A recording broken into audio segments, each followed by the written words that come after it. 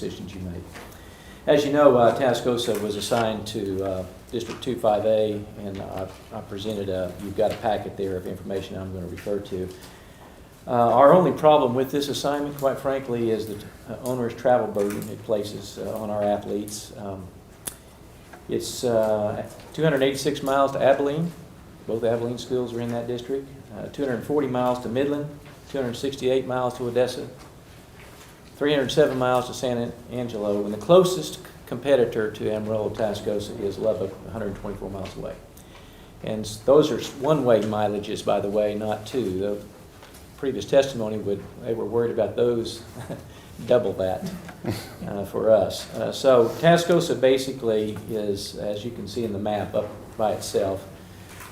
And of course the travel is shared not only by all of these schools, but they travel one time to Tascosa. Tascosa can have traveled 7 times to these districts far away. On average, anytime a Tascosa student gets on the bus to go to an away game, it's going to be, on average, a 500-mile round trip to play. And that is really, I think, an exceptional statistic that heretofore, to my knowledge, has not ever been that high for any school, at least in 5A. So, we have 2 purposes today. Our first purpose is that we want to suggest to the UIL that it is time to enter into serious discussions about this West Texas problem of travel. With reduced funding, and we've all experienced what that means, with the travel, the gas going up, the cost there, and then more importantly, the academic challenges our students have to graduate with the new STAR system and the new graduation path that we're going to have with the passage of 12 into course tests. It's going to be very, very difficult. And that should serve as a motivator for all of us to say we've got to figure out what we can do. Now, interestingly enough, the process that is in play right now serves a large number of districts rather well. When I looked through all of the data, and I found that there are really only 6 districts, which involves 40 schools, that have an average drive distance of over 200 miles. So the rule is good for the vast majority of our districts.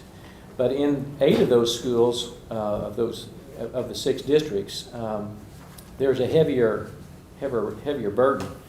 And those 8 schools have a round trip mileage of 300 miles or more. And obviously Amarillo Tascosa is in that group. So the rule fits 95%, but applying that rule across all of these districts from 199 clear up to 6,000, you're going to get inequities in the situation. So we believe that really discussion should commence immediately, on how do we deal with this because of the cost, not only financially, but the cost of instruction. And interesting to us, when we look at the rule, there is a travel appeal process for district to district, which typically those mileages are much less than what we're dealing with. But there is no appeal process really in rule for what we're talking about.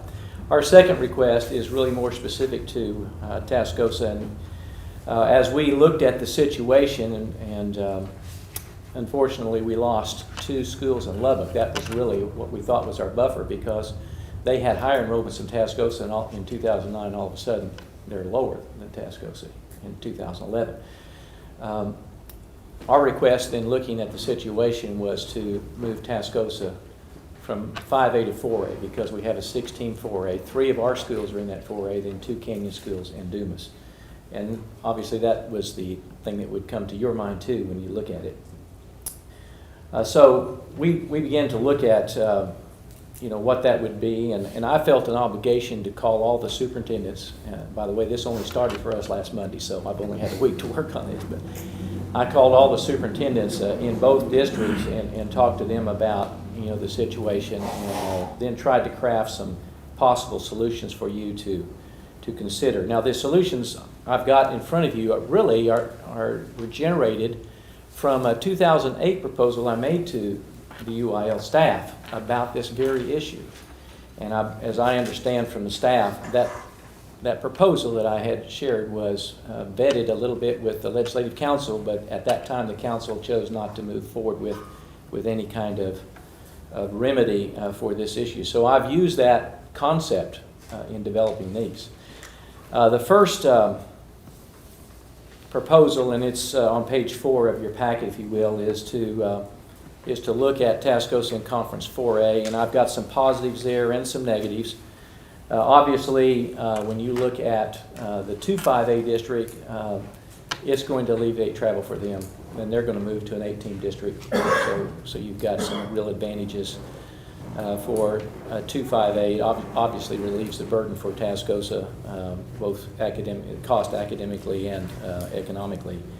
The negatives of this first proposal, though, is that all of the football schedules for that 2-5A have been pretty much set, and the holes that would be created would be a challenge in the field, and we had that same concern about Tascosa.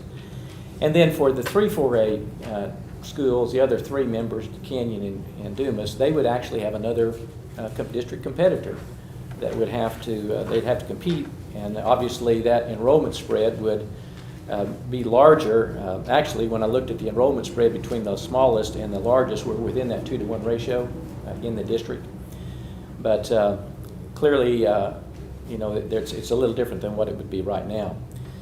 So that was the first request, but knowing the difficulty for filling football schedules, the proposal 2, which we think has some possibility, if you're so inclined to think about this, is similar to the San Angelo solution that was provided when San Angelo was moved into our Lubbock Amarillo district.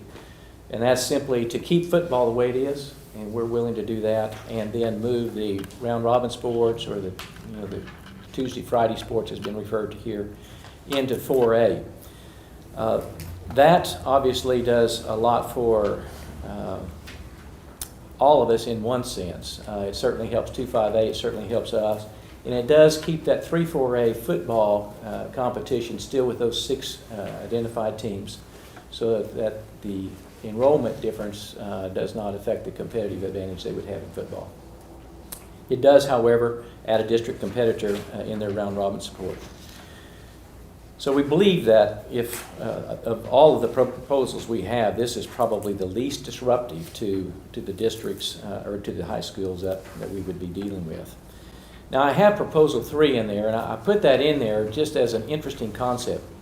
And I really try to come with solutions when we're asking for something. And this is not a viable concept for San Angelo Lakeview. But what I did is I moved Tascosa to 4A, and then I realigned 3A and 4A based upon enrollments. 3-4A and 4-4A. And that put in a sort of a small division, if you will, 4A, and a large division 4A, and that's attachment 4 if you want to look at that. And in talking with some of them, I didn't get to talk with all the 4A superintendents, but in talking with some of them, the tightness of the enrollment for this small district and the tightness of the enrollment for the large district was pretty attractive to them. They were a little concerned about, the top 2 teams going to large school and bottom 2 teams going small school, and I suggested that what we do is let the large district take the 4, they would go into the large school district automatically, and the small school district would go into the small school automatically. Well, that was attractive to them. And we'd have to switch the numbers, just the numbers, so that we wouldn't be playing each other after by district immediately. But that had some legs, if you will. However, if you look at San Angelo's travel, it's worse than Tascosa, so there's no way that we could suggest that San Angelo will have to bear the brunt of this travel. But I offer that as something that ought to be considered for future discussion and debate. The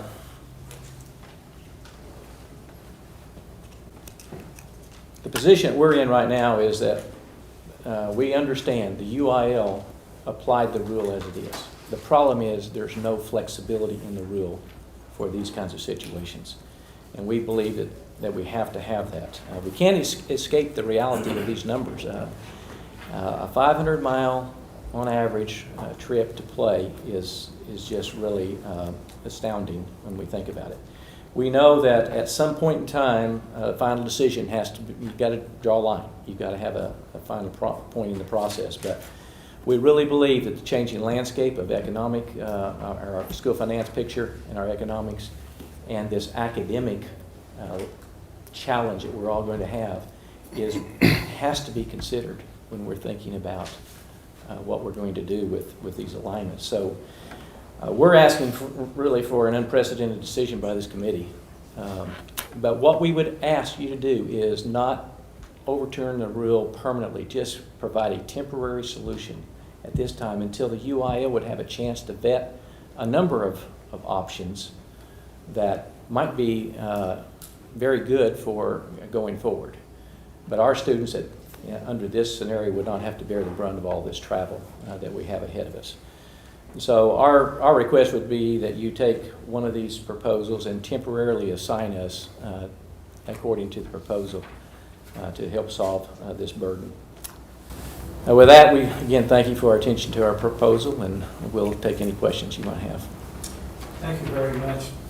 Brad, is there anything you want to add? Schedule-wise, we have been working on coming up with some solutions. The ADs within this new district have been very receptive to our problem, and so as of 11 o'clock last night, I was still trying to come up with a basketball schedule in which we could do something like on a Friday, Saturday, and those kinds of things. It is going to cost because we're going to have to spend the night, but those costs will probably be washed with 2 trips versus 1 trip. So we're looking at every possible scenario, and the guys have been really receptive to what we're dealing with. But it's still a 500-mile trip.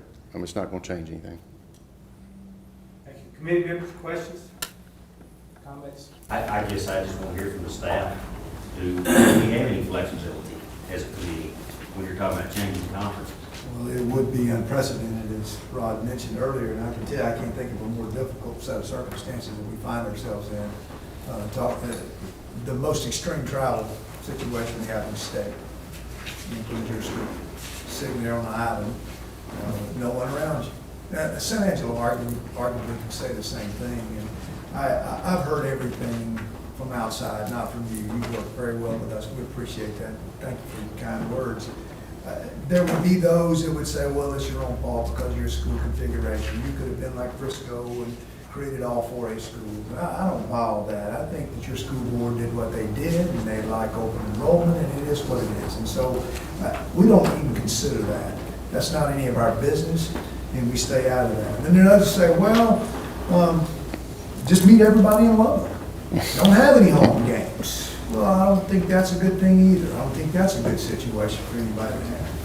And then we have the other issue. Well, just do zones. Can't you do zones? Well, you've got to get, Brad, you've got to get the other district to agree to that. And it doesn't always benefit them. They have more than you in Odessa and Midland. They'll vote as a block many times. So that might not even be an alternative. And then others would say, well, forget varsity game. You've heard us say that today. All we do is varsity schedules, and this is for football and basketball.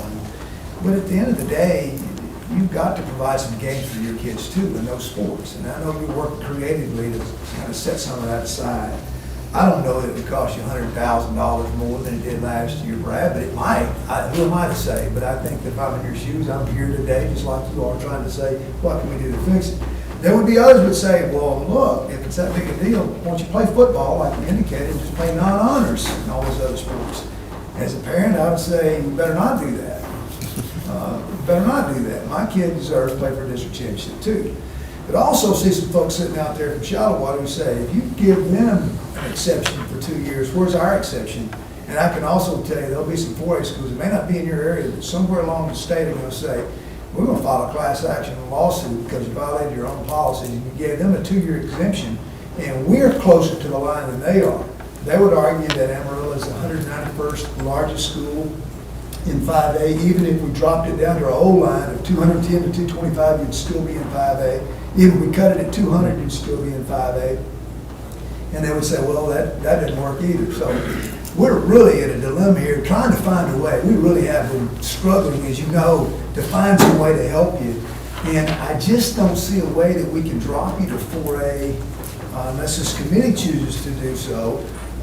without creating bigger problems for us later on down the road. I think that what we can do is offer you some hope that we can help alleviate some of the travel. And about the only option you have is to do something with Abilene, moving them closer to the Metroplex and just cutting 2 trips out of your travel. I don't know if that helps or not. That wasn't one of your proposals, and I'm going to speak for you. But I would think that any kind of relief would be most helpful. But that's not your longest trip, but it is it's 2 long trips. That would be, That's about all I could say we could do today and be within our policies. Now, these policies could be blown up tomorrow. I mean, there could be people with higher authority than we have to say, well, we don't care what you do, we're going to fix this. And I hope that doesn't happen. I hope school superintendents are still able to make policies in regards to realignment. And I'd hope that our staff will continue to stay in line and follow those policies. And I know you're good partners in that. You're going to do whatever this committee tells you have to do. But at the same time, if we can come up with something that would work to alleviate some of the travel, it might be a little bit more tasteful. So I didn't mean to interrupt you, but that would be some solution for us.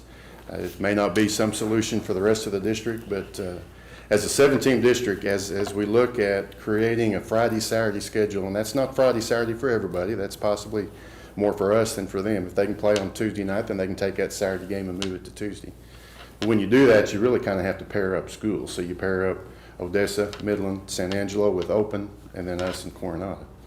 Well, there's 4 pairs, so that works pretty good. When you add Abilene, that creates a 5th pair, and that creates a more difficult solution. No, that's not what you're asking for, but as a consolation prize, it might be something that could work. This is tough for us because I don't know where we go from here. I would be remiss if I didn't say that the committee pretty much is bound to hold to what you've done all day and follow the policies and not allow you to drop to 4A and then instruct the staff to see what we can do to alleviate the travel on those Tuesday, Friday, those 2 sport weeks. That's the only thing I can see, and I might be speaking way out of turn. Dr. Cousins, you work with this one I have this year. Talk about it. I mean, obviously, you look at the map. I mean, it's obvious that it's an issue. As Dr. Schroder points out, I mean, it's not the only district where we have large average round trips, but it is one of the few. And it's something that when we put that district together, I mean, we struggled to decide what was best and not necessarily looking at the possibility of changing the lines. I mean, because even as Charles pointed out just a minute ago, even if we had gone down to the minimum number of 5A schools that were allowed under the policy, which is 220, still wouldn't have solved the problem. So, I mean, from our perspective, our hands were tied based on what the policies that the superintendents and the council voted on, understanding that it was going to be a difficult situation. But when we lost Amarillo High and we lost the 2 Lubbock schools, I mean, it left us with the dilemma, understanding that certainly I know there was the opinion that Abilene could go into DFW where they've been prior, and certainly I think if that's the direction of this committee, we can theoretically look at that for the other activities that are going to, the alignments are going to be released at a later date. Certainly, again, the possibility of dropping the school down a conference after the alignments come out and basically in violation or in contradiction to the policies. I mean, certainly, again, that's something that the committee, I guess, is within the realm of options, but certainly creates its own issues for those other schools that might be impacted by that. So it's an extremely difficult decision all the way around. Let me muddy the waters here a little bit and get really good. But, you know, we're talking about moving down classification. Rod, I appreciate you in the presentation here, but I've thought through this, and our problem's not travel, but our problem might be someday playing, as McKinney is having to do, folks that have 3 times as many juniors and seniors. And so I've thought about what might happen if 1 or 2 of our high schools went over that limit. And I'm asking the question, is there flexibility? I mean, I noticed all your high schools have more than 1,800. Is there flexibility in regard for the future of moving those that are 4A up to 5A, where you have 4 Amarillo high schools and you have Lubbock, Coronado, got a 5-team district there, you don't have to travel, but you just move 3 of your 4A schools up to 5A. I'm just saying, for us, it'd be preferable for us to move all of our schools up to 5A. Is that option, I mean, if this is after the fact, I know, but had you known you were gonna have this kind of travel, would that have been something you would consider? To move them all up, well, we would certainly have to consider it. We just couldn't see, you know. You didn't know beforehand. Yeah. The district and the travel requirements were going on. Right. But, I'm just saying, that's something, that there is some flexibility there, is there not? Garland has one of theirs, that moves up from 4A to 5A, is that right, Dr. Cole? Yes, sir. I mean, I'm just saying for the future, we're looking for flexibility, and that's something, if you have high schools that are anywhere close to that cutoff limit, and you have this kind of travel problem or kind of competition problem that you would have, and you have enough high schools to do it, it might be something to consider. Any other questions? Well, I'm gonna talk about the modifier a little bit, because I think it's important. We did have a great conversation about it. We presented that to our committee on the alignment in 2008. And one of the issues is it always gets, the line is the line kind of mentality. And I think the committee, after much deliberation, said, even if you have a modifier, if it's 10%, what if somebody's at 11%? And so I think the variable that we haven't thought about, though, is size and travel. And what wiggle room do we have there? Right now, we don't have any. So what you're asking for is, as we move forward, whether you don't get what you want there, you do, we still need to look at some policy that would deal with that. The other thing is today's appeal technically is for football and basketball for the next 2 years. Dr. Cousins hasn't released volleyball, softball, baseball, string meet, soccer. Those are done after this appeal, and generally speaking, those are done based on what the consensus of this committee is. He could make those assignments based on taking Abilene towards a metroplex, and even if the committee denied your appeal, but we would need some direction from the committee to do that. I'm not sure that we could grant your appeal to move Abilene out for basketball for this year, because they're not here to defend themselves. Because your appeal was to drop to 4A. But keep in mind, basketball's not like football. Basketball's done on a year-to-year basis. So we do, even though most of the time your 5A schools are the same, we do have new schools that come in, and we can reevaluate those. So I think Dr. Cousins has some wiggle room if this committee chooses to allow him to have that, and maybe can give you some relief, at least with the Abilene schools. And again, I'm not talking them out of anything. This committee has total authority to do what they need to do, but I would advise them to be very cautious about allowing Amarillo to drop to 4A since they have 5A numbers. I think you understand that. And I would say that I think it would probably behoove the committee to ask Dr. Cousins to look at possibly some of the other sports when we come up for reclassification and realignment for the volleyball and soccer in those sports. We understand the landscape. I was in Lubbock, so I completely understand it. And I don't know what even in the next realignment is going to bring. And it's something that your points that are well thought out and will be considered and looked at even not only today, but as we look in the future at what's going to happen. We've tell Lubbock Coronado what's going to happen to Evelyn Cooper, which has already been down and up again. San Angelo's has always been, at one time, they were in football only in our district. And all of those issues, as well as the larger regional issues that have to come into what we do in terms of trying to balance Region 1, Region 2, Region 3, and Region 4. Region 1, of course, which encompasses most of the Dallas-Fort Worth area.